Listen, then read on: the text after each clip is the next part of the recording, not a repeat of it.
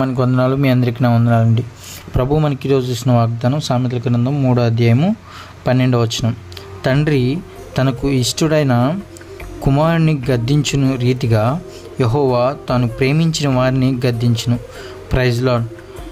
ఇక్కడ ప్రభు మనతో స్పష్టంగా తేటగా మాట్లాడుతున్న మాట ఏంటంటే, ఈ లోక తండ్రి తనకిష్టమైన కుమారుని గద్దిస్తాడు. పరలోక తండ్రి తనకిష్టమైన కుమారుని ప్రేమిస్తాడు. ప్రేమించిన వాడిని గద్దిస్తాడు. ఇష్టుడైన వాడిని గద్దిస్తాడు తండ్రి, ప్రేమించిన వాడిని కూడా గద్దిస్తాడు. ఈ రెండింటికి వ్యత్యాసం ఏంటి అంటే, ఇష్టుడైన కుమారుడు ఇష్టంగా ఉండేవాడు కొంతకాలం ఇష్టం ఉంటుంది. ఒక తండ్రి, ఈ లోక తండ్రికి కొంతకాలం ఇష్టం ఉంటుంది. ఒకానొక స్టేజ్ వచ్చిన తర్వాత ఆ ఇష్టం పోతుంది.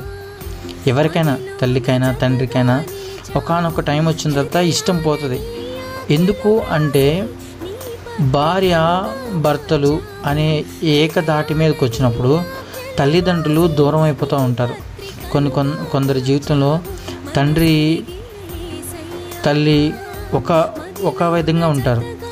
అదే వాళ్ళ పుట్టిన బిడ్డలు వివాహాలు అయి వెళ్ళిన తర్వాత వాళ్ళని దూరంగా ఉంచుతారు. ఎందుకంటే వాళ్ళిద్దరు ఐక్యతంగా ఉంటారు, భార్యాభర్తలు ఐక్యతంగా ఉంటారు కాబట్టి.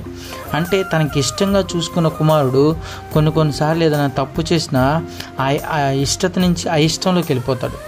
కానీ ఇక్కడ ప్రేమించిన దేవుడు గద్దిస్తాడు. ఎందుకు ఈ ప్రేమని ఇక్కడ తెలియజేస్తున్నాడు? ఆయన కూడా ఇష్టుడు అని అనొచ్చు కదా. యెహోవా తాను ఇష్టమైన కుమారుని గద్దించును, లేదా ఇష్టమైన బిడ్డని గద్దించును అనొచ్చు కదా. కానీ ఇక్కడ సొలొమోను గారి ద్వారా ఎందుకు ఇట్లా ఈ రీతిగా మాట్లాడుతున్నాడు? యెహోవా తాను ప్రేమించే వారిని గద్దించును అని ఎందుకు అంటున్నాడంటే, ప్రేమ శాశ్వతంగా నిలిచే ప్రేమ. ఆ ప్రేమ ప్రాణాన్ని సైతము త్యాగం చేసే ప్రేమ. ఆ ప్రేమ వెలకట్టలేనిది. ఎందుకంటే నా కోసం ఆయన సిలువలో ఆఖరి రక్త బొట్టు వరకు కార్చాడు. ఎందుకంటే ఆయన ప్రేమించాడు కాబట్టి. అదే ప్రేమించుకోకుండా ఇష్టంగా ఉన్నాడంటే మళ్ళీ ఇష్టత వచ్చేది. మన పాపాలను బట్టో, మనకున్న అతిక్రమాలను బట్టో, మనకున్న క్రియలను బట్టో, మనకున్న సాతాను యొక్క తలంపులను బట్టో, ఆలోచనలను బట్టో మనలో కూడా ఆటోమేటిక్గా సాతాను యొక్క తత్వం వచ్చినప్పుడు ఖచ్చితంగా మనం కూడా ఆయన్ని దుఃఖపెట్టే విధంగా, ఆయనకి ఇష్టం లేని జీవితం మనం జీవిస్తాం. కానీ అందుకని అంటున్నాడు, ప్రేమ అన్నిటిని కప్పుద్దంట, ప్రేమ అన్నిటినీ తాలుకునిద్దంట, ప్రేమ ఏమి గుర్తు లేకుండా చేస్తుందంట. మనకిష్టమైన వాళ్ళు ఏదన్నా తప్పు చేశారనుకోండి, ఏదన్నా అన్నారనుకోండి, వాళ్ళ మీద పడకుండా ఆ పక్కన వాళ్ళ మీదకి నెడతాం. జనరల్గా ఇది మనకు సహజం. కానీ ఈరోజు ప్రభువు మనతో చెప్తుంది ఏంటంటే, ఇష్టంగా కాదు, ప్రేమగా ప్రేమించే వారిని, మనం ప్రేమించబడే వారంగా మనం ఉన్నామా? ఇక్కడ ఇంకో మాట స్పష్టంగా తెలియజేస్తున్నాను ఏంటంటే, ఈ వచనంలో గద్దించాను. తండ్రిగా ఈ లోక తండ్రి గద్దిస్తాడు. ఆ పరమందు తండ్రి కూడా వాక్యంతోనో, సేవకులతోనో, సేవకురాళ్ళతోనో, లేదంటే పరిస్థితులను బట్టో ఏదో ఒక రీతిలో గద్దిస్తూ ఉంటాడు. గద్దించినప్పుడు మనం ఇమీడియట్గా తెలుసుకునే వారం ఉండాలి. మనం గద్దింపుకు కూడా లోబడకపోకుండా, గద్దింపుకు కూడా విధేయత కలిగి జీవించకుండా, గద్దింపుకు కూడా ఆయనకి ఇష్టలుగా మనం జీవించకుండా, మనము ఒకవేళ ఆ గద్దింపుని తిరస్కరించి ఆ గద్దింపుని మనం త్రోసిపుచ్చేసినట్లయితే ప్రభువారు ఏమని సెలవిస్తున్నారంటే, విననొల్లని వారిగా ఉండకూడదు. విననొల్లని వారికి హఠాత్తుగా శ్రమ వస్తుంది. ఎంత చెప్పినా విననొల్లని వారికి.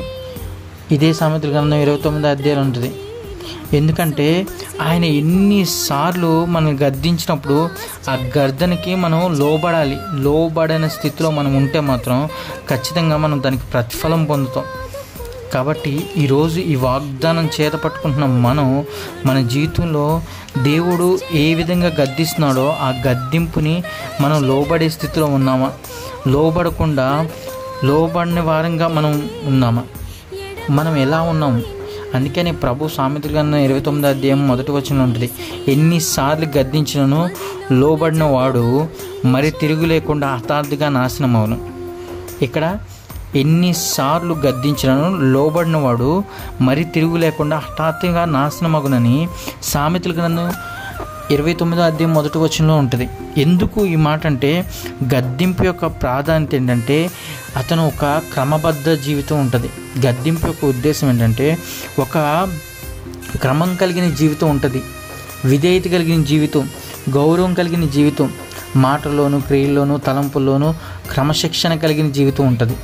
కాబట్టి ఈరోజు ప్రభు మనతో స్పష్టంగా మాట్లాడుతుంది ఏంటంటే, మనము ఇష్టంగా ప్రేమించే దేవుడిలో మనం ఉన్నప్పుడు మనం ఆయన వాక్యం ద్వారా మనకి ఎప్పుడైనా మాట తగలడం వల్ల, లేదంటే ఏదైనా ఆ మాటను బట్టి ఆ వాక్యాన్ని బట్టి దేవుడు మనతో మాట్లాడినప్పుడు అవి పక్కన పెట్టేసి త్రోసిపుచ్చేసే విధంగా మనకు ఉండకూడదు. మనం ఎలా ఉండాలంటే ఆ వాక్యాన్ని మనం అర్థం చేసుకొని ఇతరులకి అందించే విధంగా మనం జీవించాలి. అటు కృప దేవుడు మనందరికీ దయచేయాలని, మనం కూడా ఆయన ప్రేమించే వారంగా మనం ఉండాలని, ప్రేమించబడే వారంగా మనం ఉండాలని ప్రభువుని వేడుకుందాం.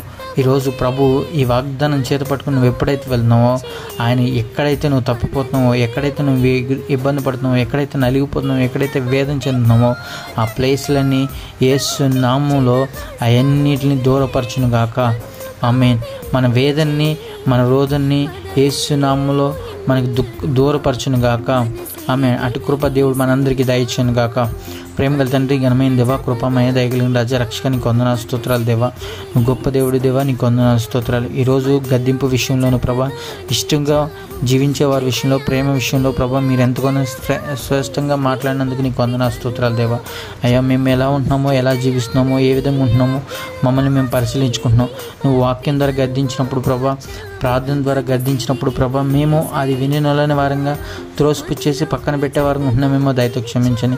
నీ చిత్తమైతే మరొక అవకాశం దయచేయండి. నీ రాకడ పడిన ఎత్తబడే గుంపులో మా అందరం ఉండడానికి సహాయం చేయమని ఘనత మహిమ ప్రభావాలు మీరు మాత్రం పొందుకునే యేసు పరిశుద్ధ నామములో వేడుకున్నాను తండ్రి. ఆమేన్.